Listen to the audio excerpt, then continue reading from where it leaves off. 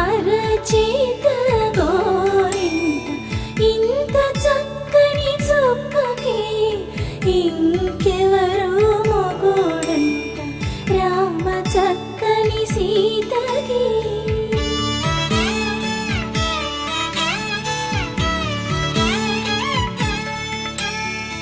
ఉడత వీపున వేలు విడిచిన పుడమియల్లుడు రాముడే,